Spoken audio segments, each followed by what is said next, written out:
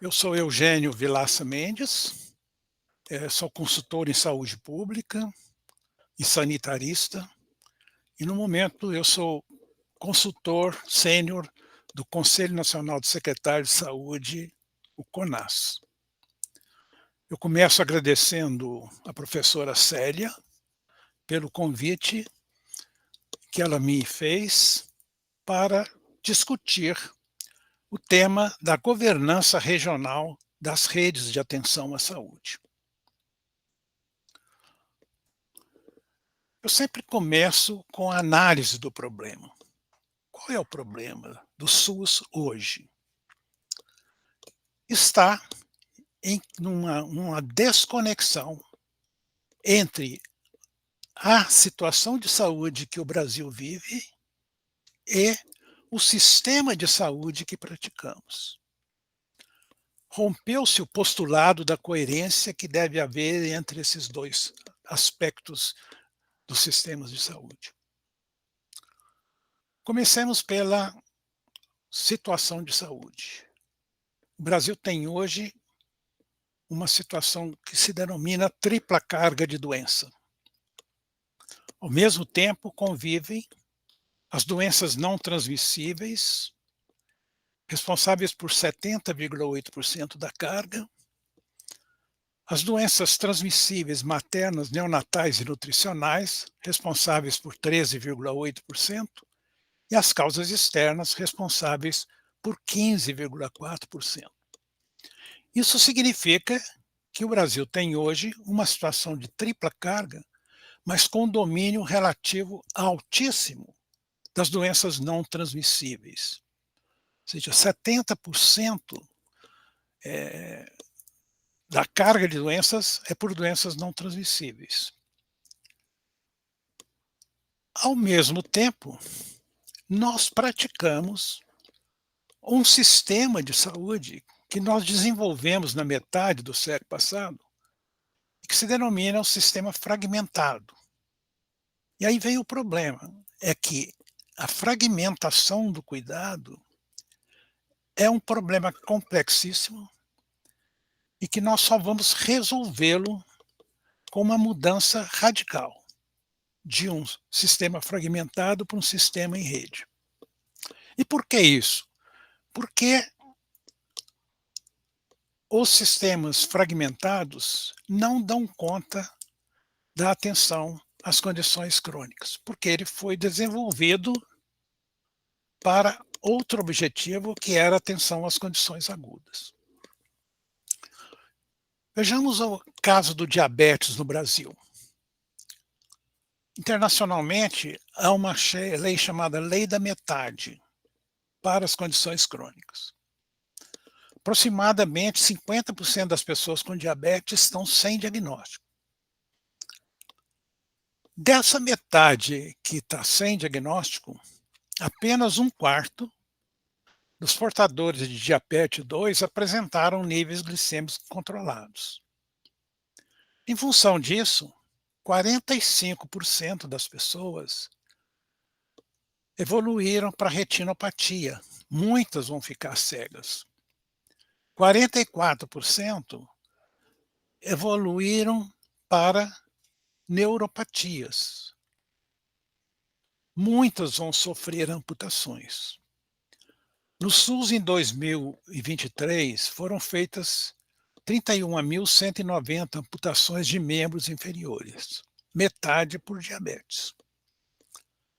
10% das pessoas amputadas morrem no pós-operatório e 50% no terceiro ano pós-amputação. E essas amputações custaram ao SUS 80 milhões de reais.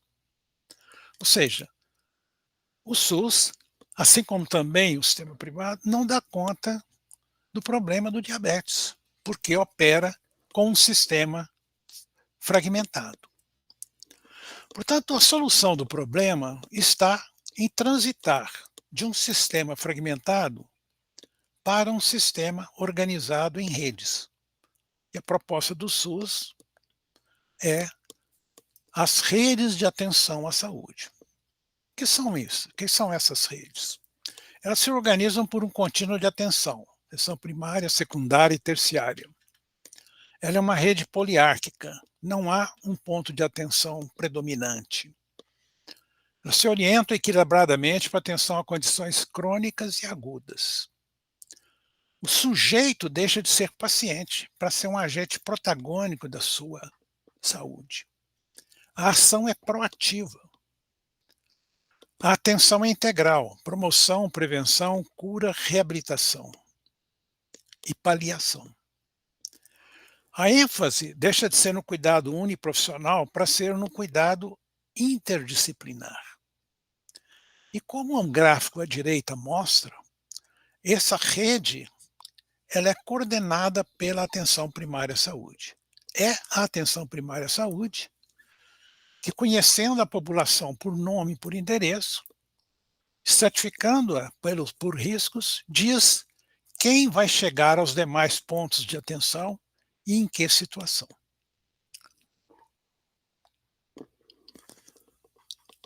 O SUS tem uma das melhores normativas de rede no mundo. Muitos países buscam hoje a organização de redes.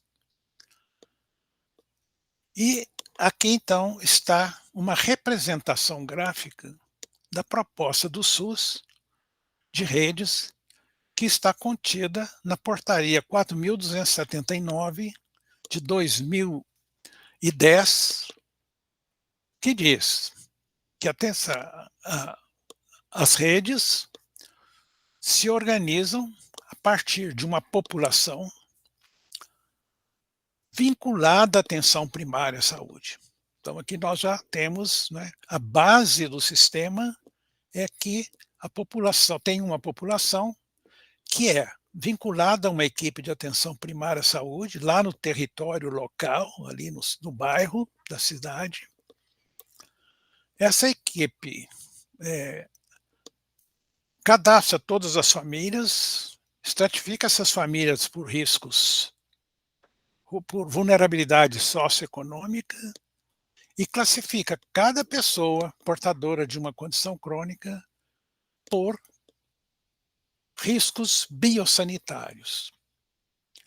E a partir daí é a atenção primária que vai dizer, né, quem vai ficar só na atenção primária à saúde e quem vai, aí vem essas colunas verticais, ser encaminhado aos pontos de atenção à saúde secundários e terciários, hospitalares e ambulatoriais. Quem vai chegar ao centro de especialidade, quem vai chegar ao hospital geral, quem vai chegar ao hospital especializado e assim por diante. Porém, as redes, para que funcionem, elas devem organizar 4 sistemas transversais de apoio. O sistema de apoio diagnóstico e terapêutico, o sistema de assistência farmacêutica, o sistema de teleassistência e os sistemas de informação em saúde. Além disso, as redes vão organizar 3 sistemas logísticos, também transversalmente. O sistema de acesso regulado, o registro eletrônico em saúde e os sistemas de transporte em saúde, eletivos e de urgência, o SAMU. Então, sob esse conjunto de atenção primária, sistemas de apoio, sistema logístico, faz-se o sistema de governança. Portanto, é esse o nosso tema aqui. Nós vamos hoje estar tratando desse componente do sistema de governança, que tem esse componente aqui macro-organizacional, mas que tem também, como nós veremos à frente, um componente micro-organizacional, que é a atenção primária à saúde.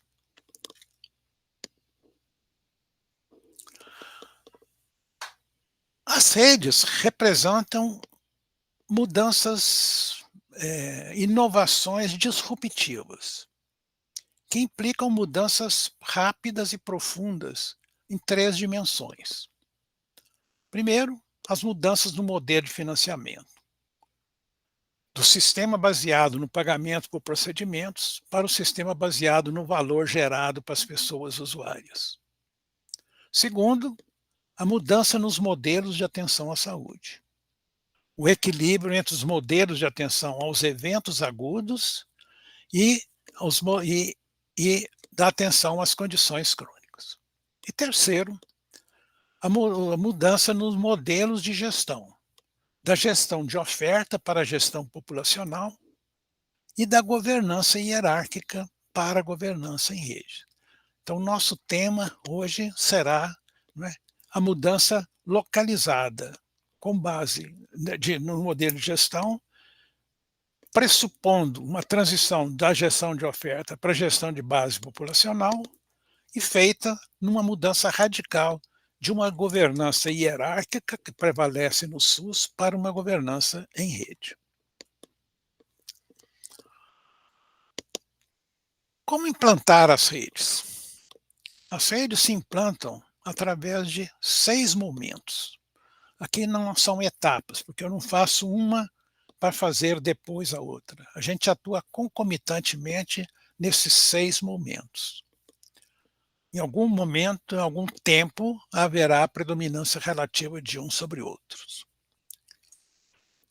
Então, ao momento da organização da atenção primária à saúde, ao momento da integração em rede da atenção primária à saúde com a atenção ambulatorial especializada, ao momento da integração da atenção hospitalar nas redes, ao momento de modelar aqueles 4 sistemas de apoio que mencionei, ao momento de modelar os 3 sistemas logísticos também que estão naquele gráfico, e o 6º momento, que é o nosso tema aqui, que é modelagem do sistema de governança.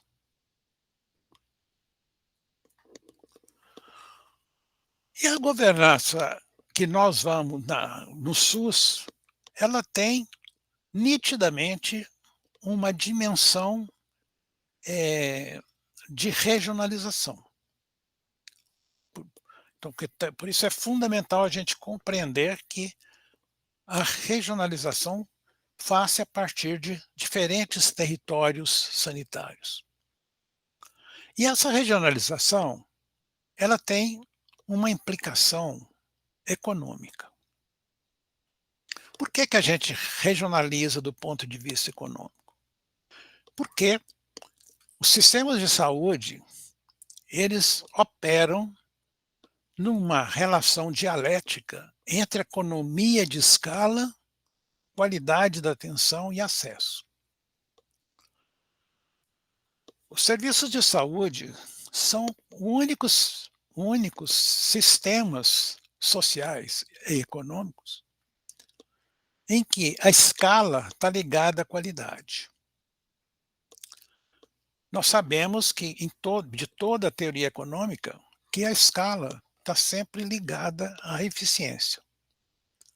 Se nós temos uma fábrica que produz 1000 parafusos e passamos a fabricar com aquela fábrica 5.000 parafusos, o custo unitário de cada parafuso diminuirá significativamente, que é o que se chama ganho de escala ou economia de escala. Porém, na saúde, há também, na medida em que nós passamos de um hospital de 50 leitos para 100 leitos, de 100 leitos para 400 leitos, a qualidade da atenção melhora muito.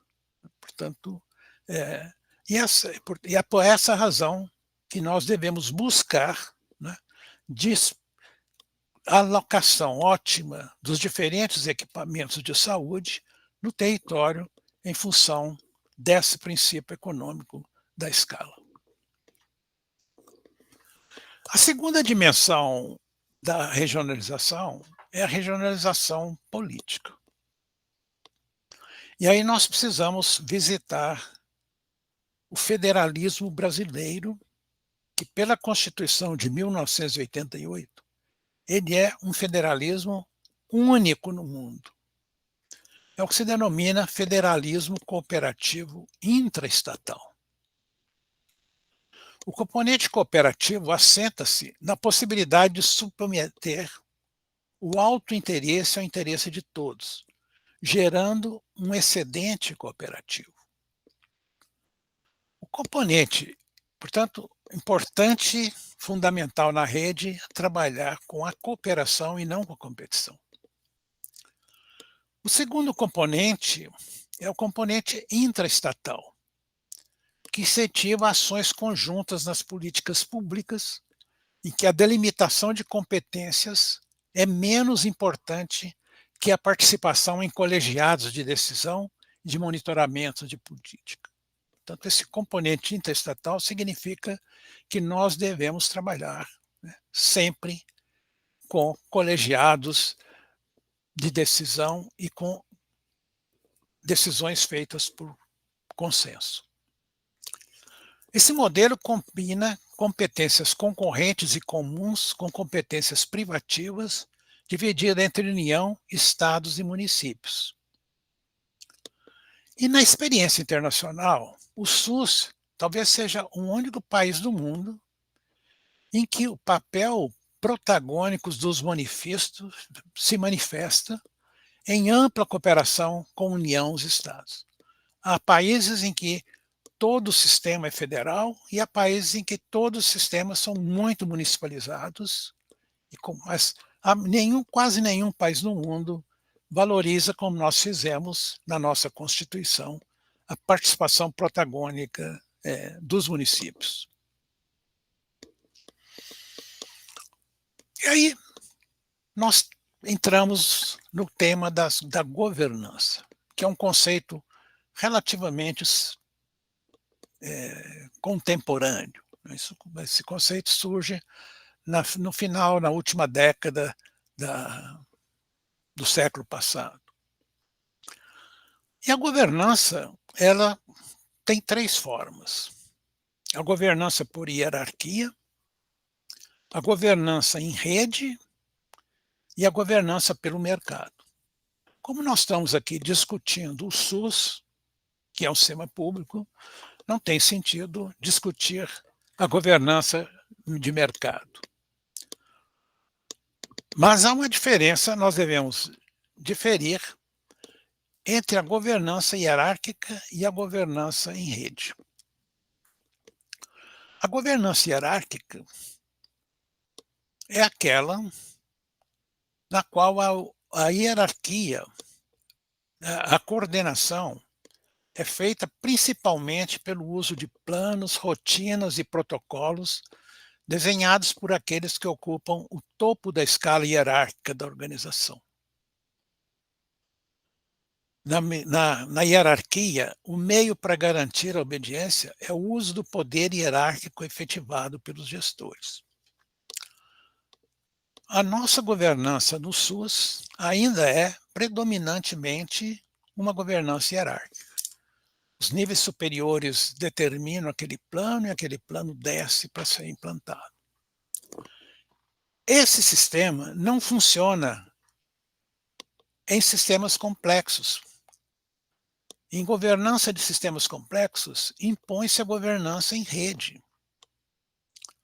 E na governança em rede, a coordenação é realizada por meio da interação entre gestores interdependentes em processos de negociação e tomada de decisão coletiva sobre distribuição e conteúdo das tarefas. Portanto, não há quem planeja e não há que manda para quem vai fazer. Os meios para a realização da obediência nas redes são mais complexos que nas hierarquias, pois as redes dependem fortemente da adesão voluntária às normas sociais com base em confiança e reciprocidade. Então, o nosso grande desafio na implantação da governança está em transitar da forma de governança hierárquica que praticamos para uma forma nova de governança em rede. E o que é a governança em rede? É um arranjo organizativo único, de composição pluriinstitucional,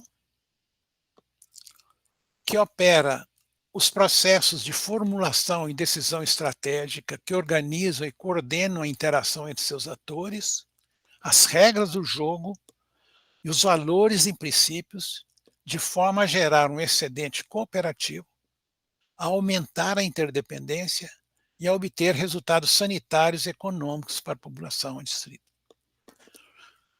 Então, quando o SUS, em algum momento da sua história, cria as comissões intergestores tripartite e bipartite, ela acerta em cheio, porque esse é um arranjo organizativo único de composição plurinstitucional que obedece todos os elementos colocados aqui nessa do governança de rede. Mais à frente vamos ver o que precisamos fazer para mudar essas instâncias de governança do SUS.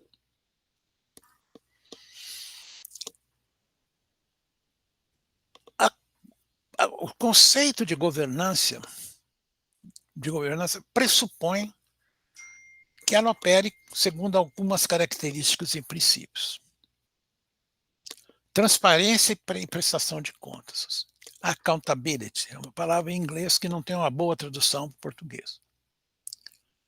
Participação de todos os atores relevantes. Então, de uma CIB participa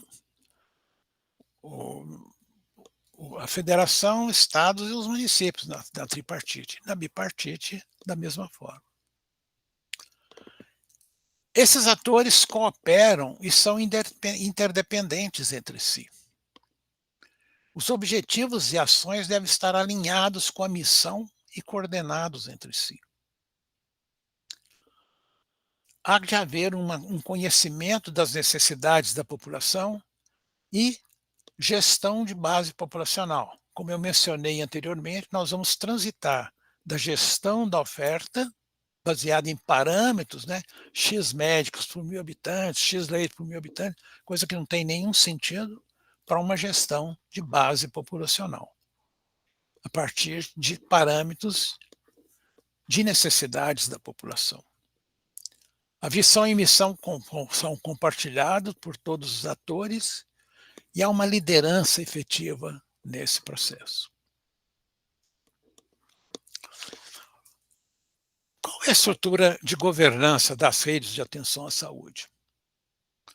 Nós vamos considerar aqui 5 dimensões. A dimensão territorial, a dimensão institucional, a dimensão do sistema gerencial, a dimensão do sistema de financiamento e a dimensão democrática.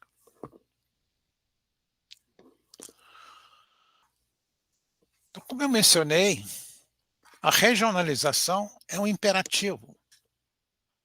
E é para isso que nós delimitamos diferentes territórios sanitários do SUS.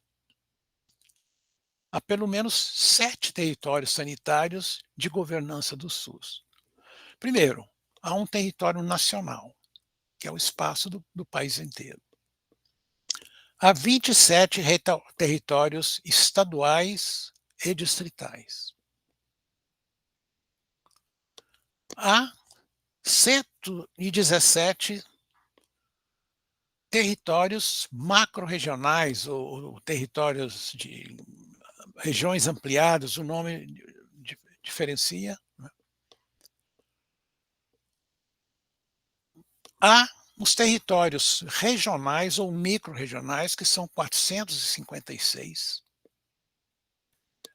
Há os 5.570 territórios municipais correspondentes a cada município.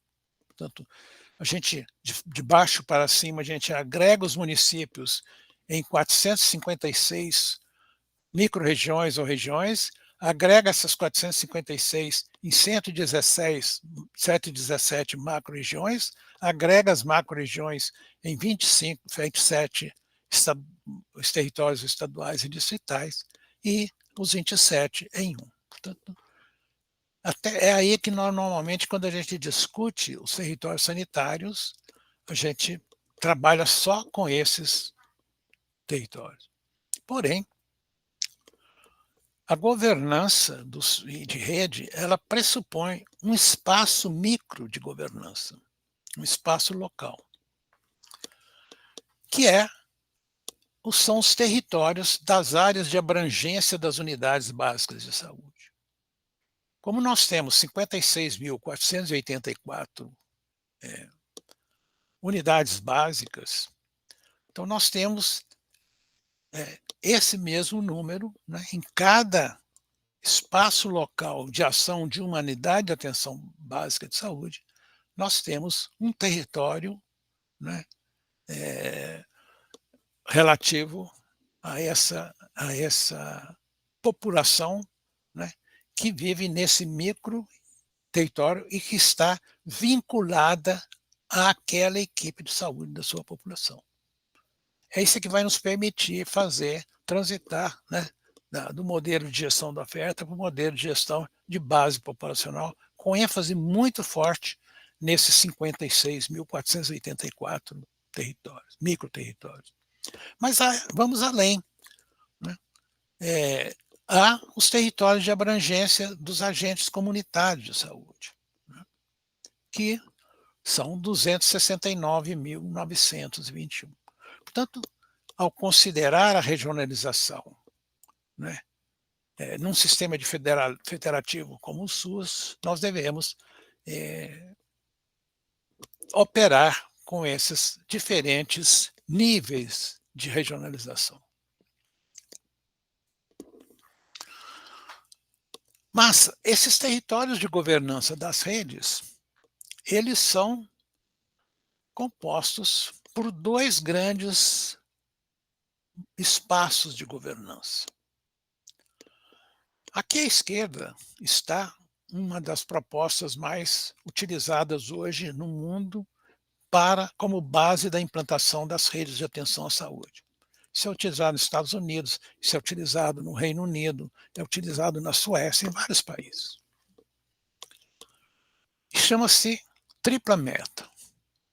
Nós devemos organizar o sistema de saúde, primeiro, organizando um vértice que é a saúde da população. No outro vértice, nós devemos organizar a experiência do cuidado, a experiência individual dos cuidados. E se nós organizarmos bem a saúde da população, a partir daquele espaço de vinculação entre a população e a unidade básica de saúde, nós vamos reduzir os gastos per capita dos sistemas.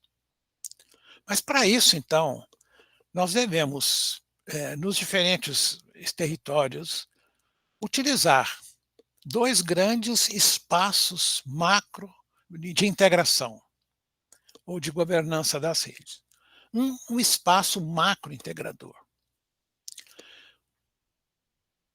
Esse espaço macro integrador, ele está constituído por um ente de governança que pode agregar ali naquele espaço, naqueles 117 espaços de governança macro-regional, que pode agregar, coordenar e otimizar os recursos para uma determinada população.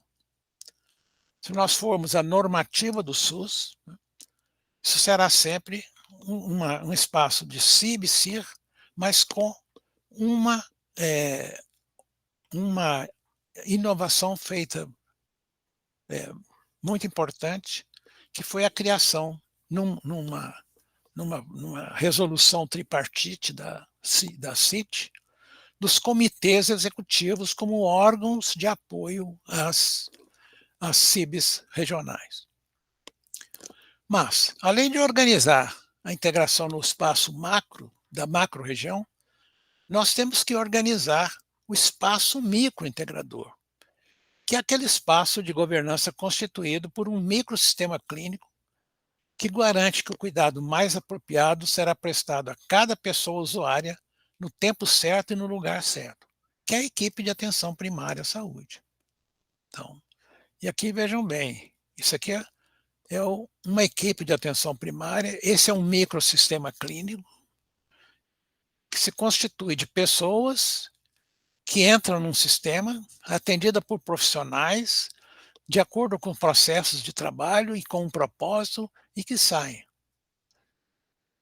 E tudo isso funciona de acordo com certos padrões. Então, Então, esses são os dois territórios que nós temos que... E isso terá um fluxo descendente e um outro fluxo ascendente, como veremos em seguida. Qual é o espaço, a dimensão territorial da macrogovernança regional? O princípio da suficiência implica que as redes de atenção à saúde só se completam na macro-região, porque só nela estão presentes todos os serviços de atenção primária à saúde, de atenção secundária, média complexidade, e de atenção terciária, alta complexidade. Na micro-região, ou na região, nós não temos os equipamentos de atenção de alta complexidade, portanto, a rede não se fecha aí. E é por isso que a macro-região é o único território que permite a governança regional completa das redes. Isso na normativa do SUS, né? Esse espaço de governança, os diferentes espaços de governança do SUS. Existe um âmbito internacional, uma comissão intergestores tripartite, a CIT, composta por Ministério da Saúde, CONAS, CONASEMES. No âmbito estadual, as comissões intergestores bipartite, com representantes da Secretaria Estadual e dos COSEMES. As comissões intergestores regionais, representantes das secretarias estaduais e representantes das secretarias municipais no sistema municipal, nos sistemas de âmbito regional. E, por uma resolução da CIT, criaram-se os comitês executivos de governança nas RAS, que não são espaços políticos, aí não se faz decisão política, mas são órgãos de apoio às comissões intergestores regionais, que incluem representantes de Secretaria Estadual de Saúde, representantes de secretarias municipais de saúde, representantes do Ministério da Saúde, representantes dos prestadores mais significativos, públicos e privados, envolvidos na rede, e representantes do controle social e outros atores.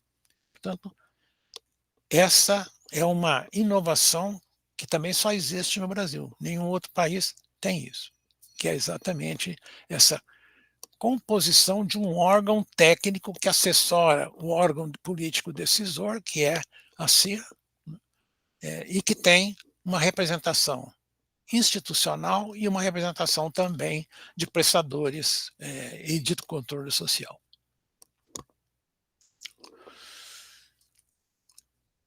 Como eu disse, nós tivemos um acerto muito grande ao estabelecer como entes de governança do SUS as comissões intergestores. E essas comissões, e aqui vou me analisar um pouco mais na perspectiva das comissões bipartites,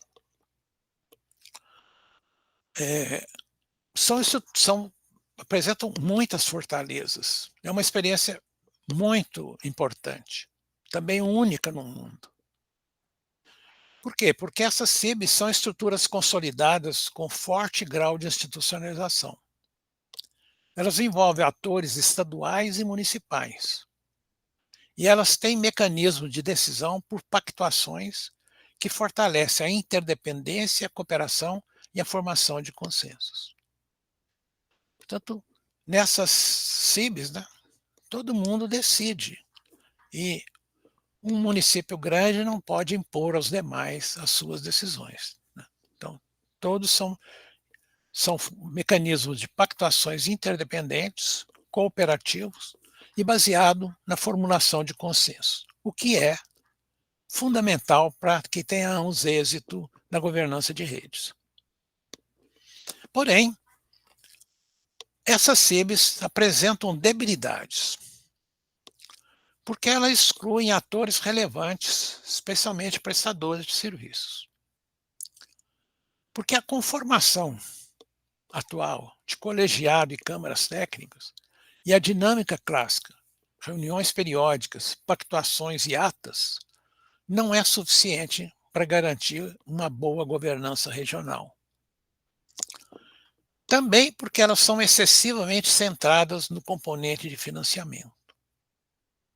E, finalmente, porque são muito frágeis na construção de sistemas gerenciais permanentes que permitam dinamicamente programar, executar, monitorar e avaliar as redes de atenção à saúde.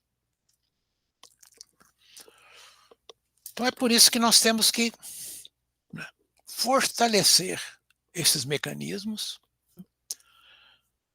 especialmente no que é mais frágil, criando um sistema gerencial robusto de governança de redes, e que se constitui de 4 sistemas. Um sistema de planejamento regional integrado, um sistema de contratualização, um sistema de comunicação e um sistema de monitoramento e avaliação. Vamos ver cada um deles. Então, na normativa do SUS, né, e nessa resolução CIT 37, está bem definido que nós trabalharemos com planejamento regional integrado, que implica a identificação do espaço regional ampliado, ou a macro-região, a identificação da situação de saúde no território, das necessidades de saúde da população e da capacidade instalada, as prioridades sanitárias e respectivas diretrizes, objetivos, metas, indicadores e prazos de execução, as responsabilidades dos entes federados no espaço regional, a organização dos pontos de atenção das redes de atenção à saúde para garantir a integralidade da atenção para a população desse espaço macro-regional, a programação geral das ações e serviços de saúde e, por fim, a identificação dos vazios assistenciais e eventual sobreposição de serviços, orientando a alocação dos recursos de investimento e custeio da União, dos estados, municípios, bem como de emendas parlamentares, que cada vez mais estão presentes na realidade do SUS. Portanto, essa é a primeira dimensão de governança, que é o planejamento regional, o PRI. E esse PRI tem uma dinâmica. Ele tem uma dinâmica no processo de elaboração, né, tem uma dimensão, vamos chamá-la de descendente, em que se estabelecem as diretrizes e planos estratégicos, né? Então, isso tem sido feito cada vez mais a partir de mapas estratégicos das secretarias estaduais, dos municípios, né? E esses planos estratégicos, eles envolvem uma dimensão macro-regional, regional, municipal e aquela dimensão local. Mas, concomitantemente, há de haver, né, a partir de cada unidade básica, né, um fluxo ascendente. Então, é o plano local de cada unidade, depois ele se consolida num plano municipal, depois num plano micro-regional e depois num plano macro-regional e depois a um plano estadual. Portanto, são esses dois os fluxos, essa dinâmica, que é uma dinâmica complexa, de um fluxo descendente articulado com um fluxo ascendente de planejamento. Uma vez que estejam estabelecidos os planos do que fazer, né, há que se ter uma coisa que também nós precisamos fortalecer muito no SUS, que é a capacidade de contratualizar os serviços planejados entre o ente estatal, né, e os prestadores públicos e privados. Então, esse ciclo de esse talvez seja talvez a nossa maior dificuldade, né, ou a nossa maior fragilidade. O sistema de contratualização é ainda bastante precário, em geral. Há boas experiências, mas que não são a regra. Então, a partir de um plano estratégico, elabora-se um plano de contrato que especifica o serviço, faz o contrato com o ente prestador e monitora-se e avalia esses contratos. Mas esse plano estratégico aqui, ele não é feito com os famosos os famosos número de leitos por 1.000 habitantes, não. Ele é feito a partir das necessidades de saúde, né, da população. Da Dona Maria, o seu João e seus 2 filhos, né, e a partir deles é que se faz, a partir da necessidade e não a partir de X leitos por 1.000 habitantes, nem Y médicos por 1.000 habitantes. Isso não quer dizer absolutamente nada. E esse sistema, ele precisa ser monitorado e avaliado. Esse monitoramento e avaliação das redes deve ser feita por um sistema definido por indicadores balanceados, ou seja, indicadores de processo, de estrutura, de processo, de resultados, que tenham evidência de que medem o que se quer medir, compondo um dashboard ou um painel de bordo. Há que se definir como calcular o indicador, as fontes de informação, a periodicidade da medida, o âmbito territorial da medida e a ponderação. Há que se dividir os indicadores em estratégicos, táticos e operacionais. Não tem nenhum sentido o Ministério da Saúde trabalhar com indicadores operacionais, nenhuma secretaria estadual. Indicador operacional é para o nível local. Então, e esses indicadores, eles formam uma pirâmide.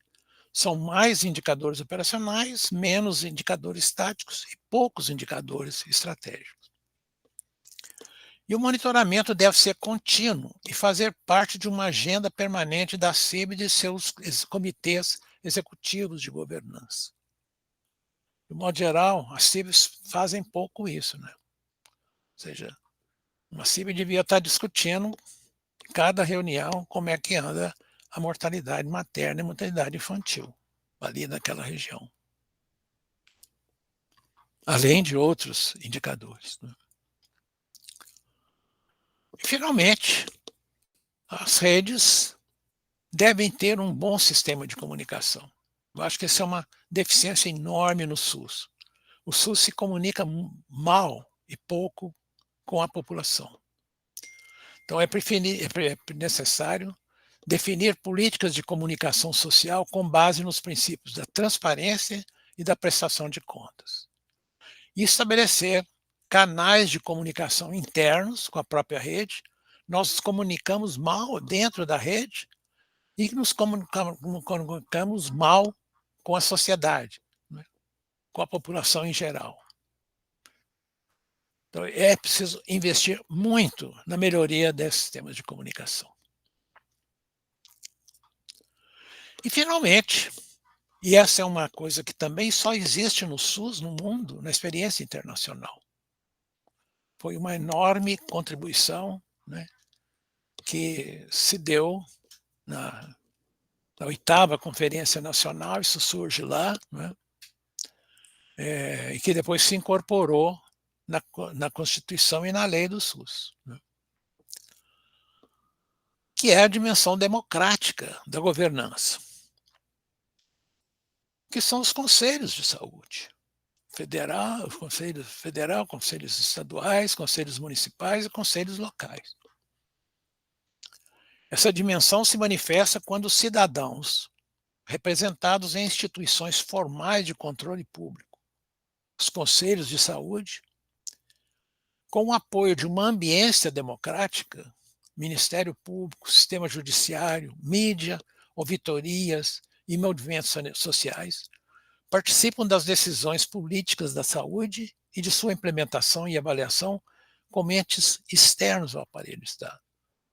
Isso é um grande avanço no SUS, é uma experiência internacional única, mas nós temos muito ainda que melhorar. Bom, era isso o que eu me propus a discutir com vocês, né? Deixando aqui uma reflexão final de Deming, que foi talvez a maior figura da administração do século XX,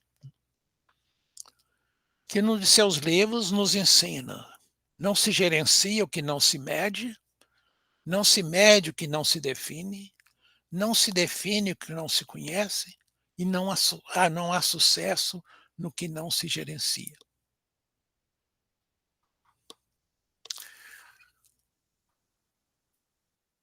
Esse aqui, as referências biográficas, eu deixo aqui o livro Desafios do SUS. Tem um capítulo 6º, que tudo isso que falei está lá bem desenvolvido, que é o capítulo denominado Desafio do Modelo de Gestão, da governança hierárquica para a governança em rede. Mas é um capítulo anterior, que quem tiver interessado deve ler também, que é exatamente o outro, a mudança no modelo de gestão, da gestão de oferta para a gestão de base populacional. Eu só coloco aqui porque isso é gratuito e pode ser obtido no site do CONAS, www.conas.org.br. E em cada slide meu, que passei anteriormente, no pé do slide, existe a bibliografia concernente ao conteúdo do slide respectivo. Obrigado.